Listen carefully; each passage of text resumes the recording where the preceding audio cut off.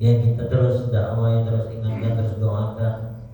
An Abi Muhammadin, daripada Abi Muhammad Jubair bin Mut'im radhiyallahu anhu, Rasulullah sungguhnya Rasulullah SAW qala bersabda, la yadkhulul jannata qati'un, yakni qati'ar rahmi, tidak masuk surga orang yang memutuskan silaturahmi.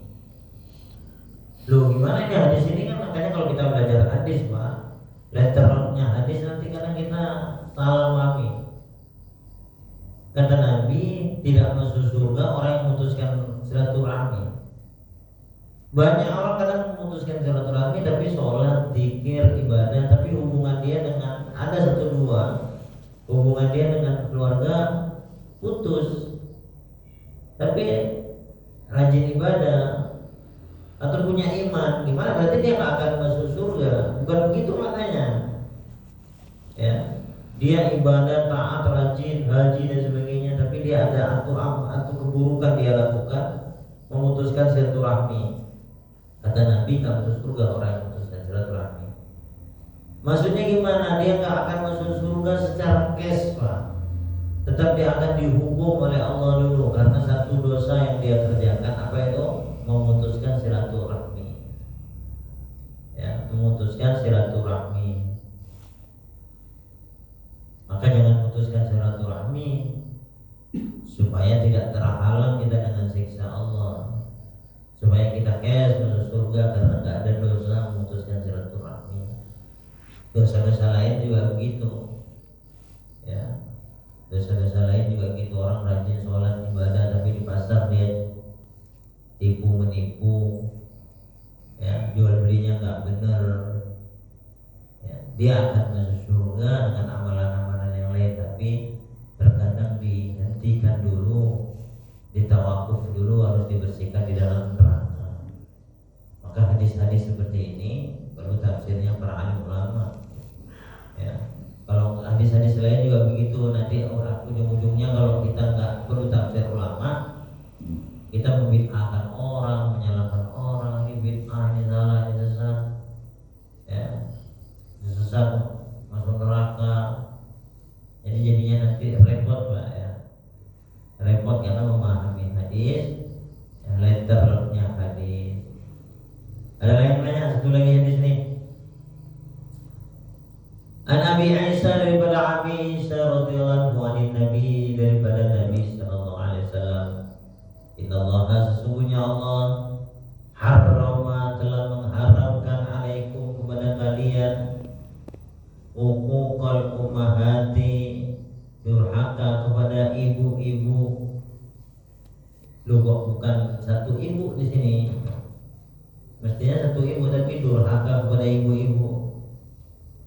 Ya nggak boleh, Pak. Baik ibunya satu, ibunya dua, ya, ibunya tiga, ibunya empat, tetap harus, nggak ada yang boleh durhakai.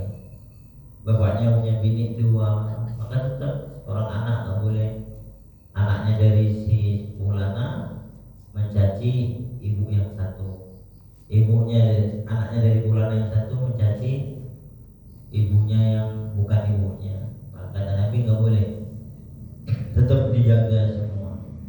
Atau ibu dia sudah meninggal, bapaknya nikah lagi, ya, bapaknya nikah lagi, punya ibunya jadi dua, ya, ibu yang udah meninggal satu, yang kedua ibu baru, tetap nggak boleh dia durhaka, ya, tidak boleh durhaka. Atau bapaknya sudah cerai terus menikah lagi, tetap itu ibu dia, maka tidak boleh juga melawan. Tidak boleh durhaka kepada orang tua. Wa man'an, kata Nabi, dan tidak boleh melaksanakan apa-apa, ya, yang bukan perintahnya. Wa man'an wa hatin, dan tidak boleh meminta yang bukan miliknya.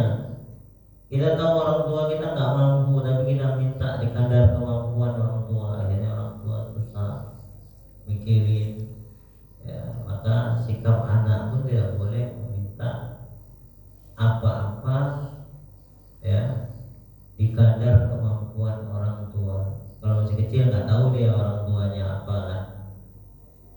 Dan biasanya nggak minta, ini orang-orang udah bisa balik, sudah berpikir oh ini orang tuanya biasa-biasa aja, tapi dia minta motor besar, nggak diturutin marah-marah ya kan, nggak diturutin maki-maki. Ada sebagian anak gitu, itu kawan udah punya bu, saya nggak punya, saya harus punya. Nggak boleh dalam agama seperti itu ya. Wawat dan banat, dan tidak boleh memendam anak perempuan. Loh, kok ada hadis seperti ini? Karena ada kebiasaan orang Quraisy, Pak. Orang Quraisy ini kalau lahir anak perempuan nggak suka dia, Pak. Orang jahiliyah, Pak, sebelum masuknya Islam itu.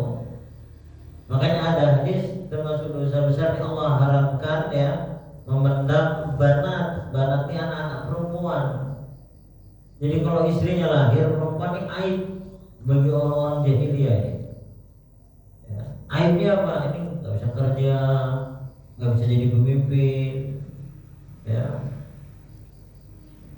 Kalau lahiran laki-laki gembira, bersorak-sorak, pesta arak, pesta itu orang jahiliyah itu. Ya, pesta arak, pesta macam-macam karena lahirnya laki-laki. Kalau lahiran perempuan nggak berani mengiklankan, malu, aib, akhirnya dipendam hidup-hidup. Nauzubillah. Nah, kebiasaan orang jahiliyah. Tapi Islam mengangkat derajat wanita, diangkat setinggi-tingginya, masuk surga lebih awal daripada laki-laki. Ya. Wanita ini derajatnya tinggi. Ketika dia menyiapkan ikram, jangan cium tangan lagi, si suaminya juga dapat pahala besar. Tidak ada wanita ini jadi nabi, tapi semua nabi, hampir semua rasul dan nabi kecuali Adam ya, itu dilahirkan dari seorang wanita. Jadi diangkat derajat wanita oleh Islam. Walaupun sekarang kan tidak ada orang memendam anak perempuan itu nggak ada ya, alhamdulillah. Islam ini memuliakan kita. Tapi kadang sikap nggak seperti nggak ridho, sikap nggak setuju itu masih ada, Pak. Wah, anak perempuan lagi. Mestinya alhamdulillah gitu. Mau perempuan mau laki tetap. Wa karihalakum qila wa qala, dan Allah memakruhkan kepada kalian qila wa qala, dikatakan begini, berkata begini. Maksudnya apa? Mendengar berita yang tidak pasti langsung dikatakan, Pak, kepada orang lain, di-share, disebarkan. Karena berita itu nggak pasti ya. Nggak pasti siapa yang mengatakan, dikatakan begini-begini. Nanti kalau kita tanya siapa yang mengatakan, nggak tahu, pokoknya dikatakan begini kan, berarti nggak jelas, Pak. Ustaz tadi dikatakan kita nggak boleh gini. Kita tanya dikatakan, ini kan nggak tahu siapa yang mengatakan, namanya dikatakan. Siapa yang mengatakan nggak tahu, pokoknya dikatakan begini.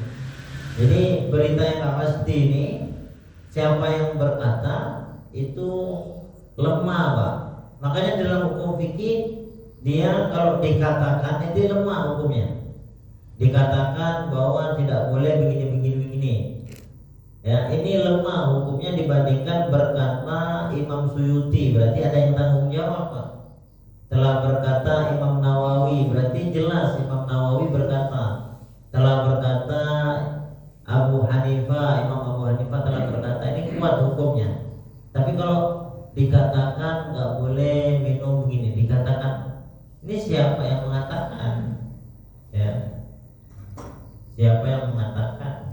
Maka begitu juga dalam berita-berita harian kita ini, dikatakan begini, dikatakan nih, kita tanya balik nanti dia bingung. Dikatakan siapa yang mengatakan nggak tahu. Ya, majhul namanya. Maka makruh ya menyampaikan berita yang belum pasti itu. Yang udah pasti aja kalau nggak benar tuh nggak boleh, apalagi belum pasti.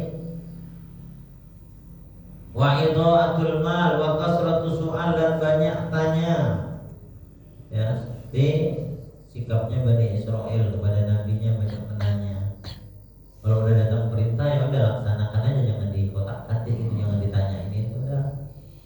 Terus wa itu atul mal, menyia-nyiakan harta hukumnya haram Pak. Menyia-nyiakan harta hukumnya haram. Menyia-nyiakan harta ini gimana? Menggunakan harta nggak ada manfaatnya, ya, menggunakan harta tidak ada manfaatnya.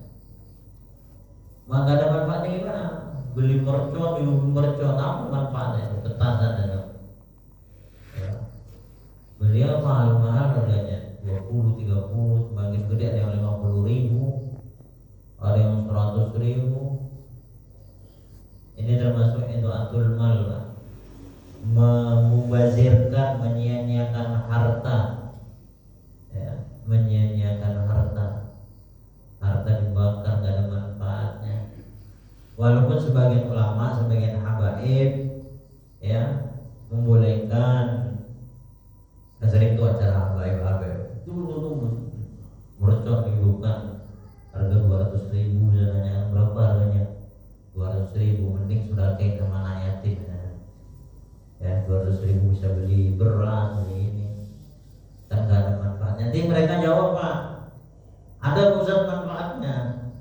Apa manfaatnya?